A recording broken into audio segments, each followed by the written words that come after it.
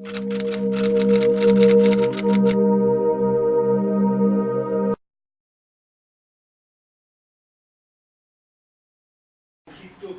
objetivo es básicamente entender pues, la postura iraní para entender la situación actual, el papel de Irán durante la Guerra Fría.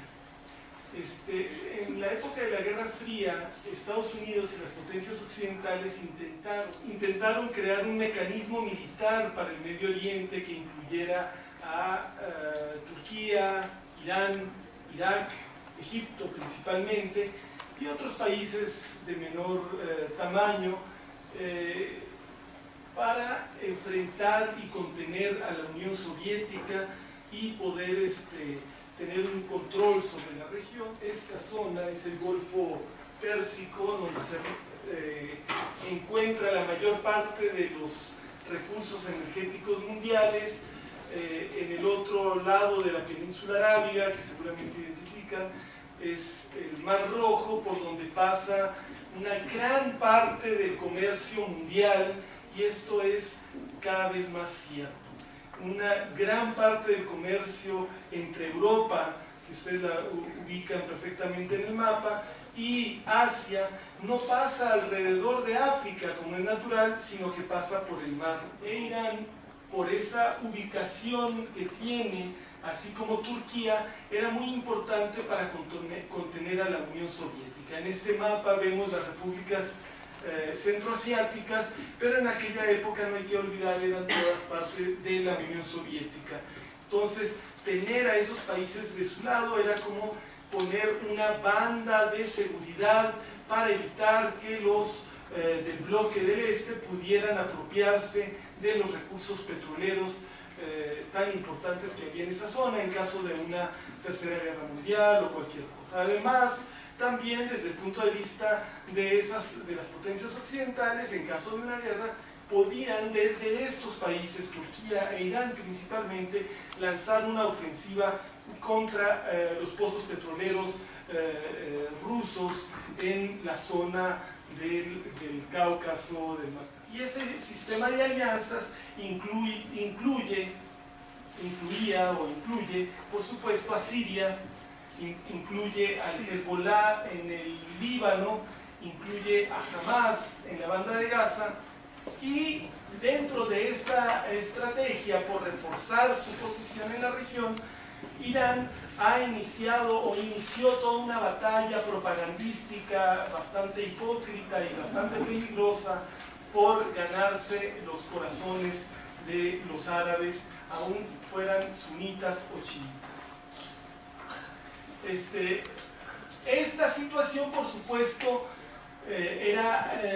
resultó en lo contrario de lo que esperaban los dirigentes de la administración Bush, lo cual le costó, por supuesto, la Casa Blanca al Partido Republicano y a esa fracción, pero se vieron algunos acontecimientos terribles, como la guerra del Líbano de 2006, que era una guerra iniciada por diferentes causas que no vienen al caso, pero que tenían grandes implicaciones para el equilibrio de fuerzas y el equilibrio de fuerzas de Irán, y tenía como meta última probable los programas nucleares de Irán.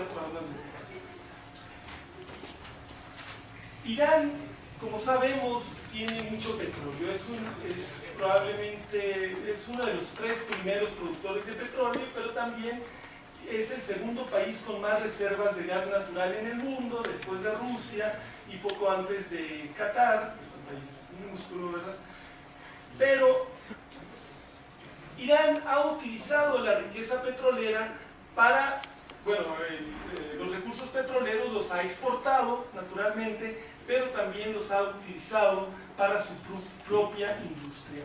No traigo ahora conmigo las cifras, pero Irán es un país relativamente industrializado y consume bastante del petróleo, no sé si les recuerda a otro país,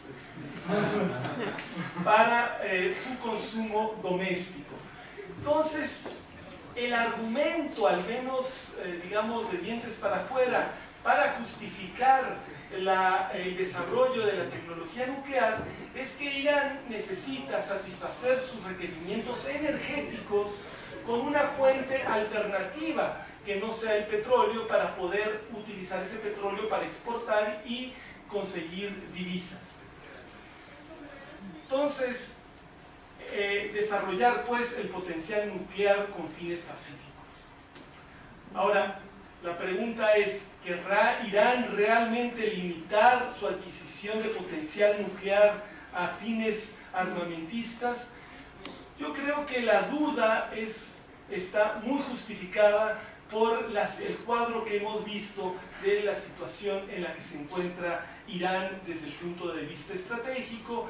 Ya el doctor Jodara nos explicaba con mucha claridad que ha habido toda una competencia y un esfuerzo por parte de Israel, que como él ya nos explicó, tiene preocupaciones muy obvias ante esta posibilidad, y por parte de Estados Unidos, para tratar de detener el avance de Irán en la construcción de un potencial nuclear bélico. Y esto ha incluido la utilización de virus cibernéticos que se han diseminado de una manera bastante sutil, pero es muy eficaz en las computadoras que sirven en Irán para el enriquecimiento de uranio, también el asesinato de científicos que nadie ha reivindicado naturalmente, pero que Irán adjudica a Israel y a Estados Unidos, aparte de otras cosas.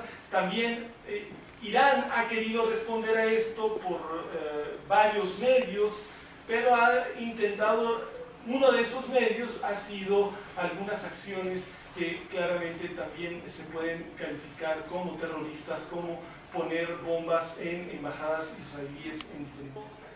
Creo que la situación es peligrosa, pero no creo que nadie sea suicida, ni los iraníes, y por supuesto no lo son ni Estados Unidos ni Israel, y no creo que se vaya a llegar, como creo que coincidimos,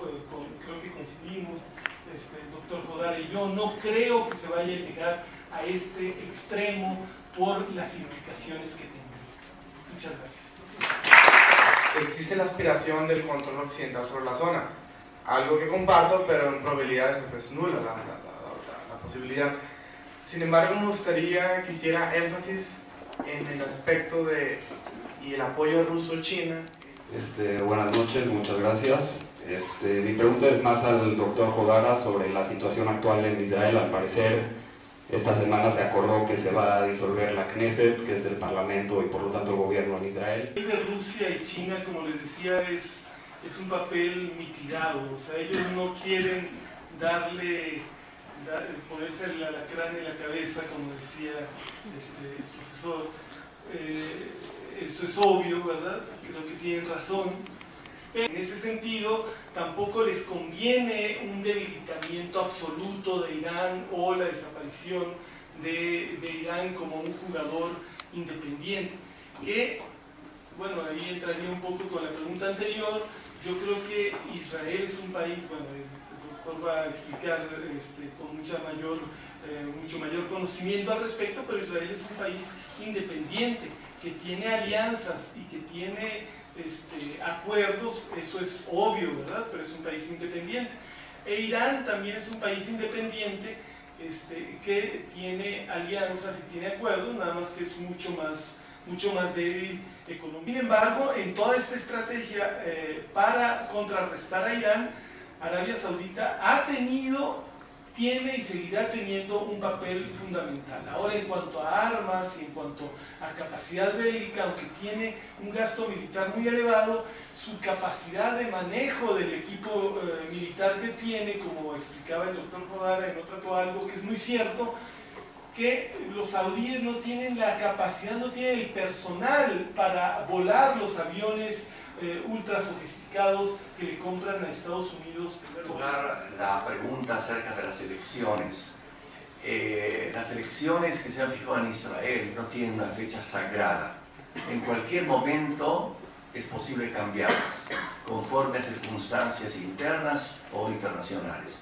Les voy a agregar que fijar las elecciones en Israel por parte de Netanyahu, que tiene las mejores posibilidades de ser reelecto, puede ser un truco más de Israel para confundir a los iraníes y pensar en términos de quien hizo la pregunta, es decir, ¿cómo es posible que en un periodo electoral Israel se permita un ataque de esas dimensiones? No, se lo puede permitir, simplemente forma parte de una estratagema táctica que Israel puede hacer en cualquier momento, de manera que no hay vínculo entre una cosa y la otra.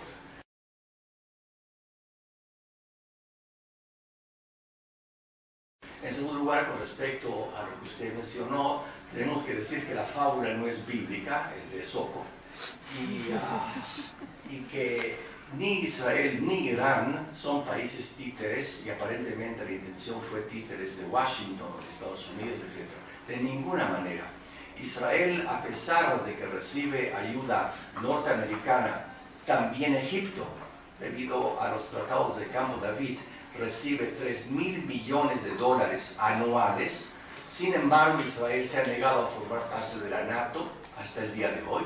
Israel recibe suministro de armas, no solamente de Estados Unidos, aviones, sino submarinos por parte de Alemania. Recibe información por parte de Rusia. Las relaciones con Rusia son muy cercanas. El ruso es el segundo idioma de Israel en este momento, debido a la migración de 1.200.000 personas que han llegado en los últimos 30 años a Israel, que es un hecho que muy pocas personas perciben, conocen o identifican. De manera que no se trata de un país títere. Si yo consulto a algunas personas inteligentes, y dije algunas personas inteligentes en la Cancillería israelí, porque hay muchos idiotas, pero algunas personas inteligentes en la Cancillería israelí, ellos están absolutamente convencidos que los Estados Unidos es una potencia declinante, y el resultado, la conclusión que sacan de ello es que Israel debe desarrollar, intensificar relaciones, no solamente con Washington, sino con China. Las relaciones son muy estrechas, hay intercambio de armamento y tecnología entre China e Israel. Con la India hay un emporio tecnológico sumamente sofisticado y adelantado. Es decir, que Israel está hoy diversificando las relaciones y está muy lejos, pero muy lejos, de ser un país súbdito, títere o manejado por los Estados Unidos. Desde su mismo origen, debo decirles, desde 1948, Estados Unidos no tuvo ninguna ayuda. Si fuera por Estados Unidos, Israel no existiría hoy. Los rusos, y particularmente Stalin, ayudaron a la creación del Estado de Israel. Durante la guerra de la independencia del año 48 fue con armas rusas, no con armas norteamericanas. Y esa independencia, autonomía de Israel se sigue manteniendo hasta el día de hoy con un juego que es un juego de realpolitik, que es un juego, de mi modo de ver, muy sofisticado, muy astuto, que obedece a una lógica que tal vez no es la lógica nuestra, de nuestros romances o contactos, etc., pero es una lógica maquiavélica, que es la lógica maquiavélica que debe dominar a todos los estados. Y en este contexto debo decir algo que no mencioné. Existe un lobby judío en Washington y debo lamentar que no exista un lobby mexicano en los Estados Unidos, porque la existencia de un lobby, de un grupo de presión, es absolutamente legítima en los Estados Unidos, contrariamente a México, y el hecho de que no existe en el Congreso norteamericano es, a mi modo de ver, una señal o de irresponsabilidad o de pereza cerebral.